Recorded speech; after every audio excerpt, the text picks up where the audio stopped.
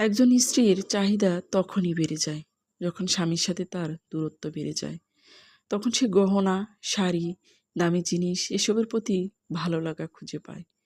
ইচ্ছে হলো মাটির মতো, আর ভালোবাসা হলো জল। আপনি দুটোকে একসাথে মিশিয়ে ইচ্ছে মতো আকৃতি দিতে পারবেন।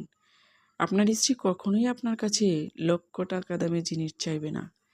যদি আপনি মাঝে মধ্যে স্ত্রীকে নিয়ে রাস্তার পাশে 30 টাকা দামের ফুচকা খান, আপনার স্ত্রী কখনোই আপনাকে বলবে না আমাকে দামি গাড়ি কিনে দাও।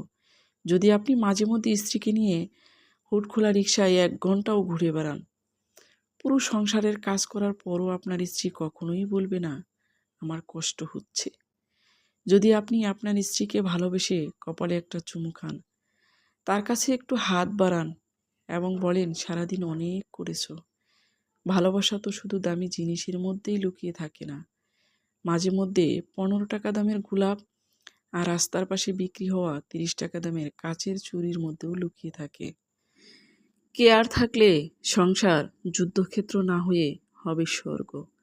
তাই নিজের স্ত্রীকে উত্তম ভালোবাসাটা দিন।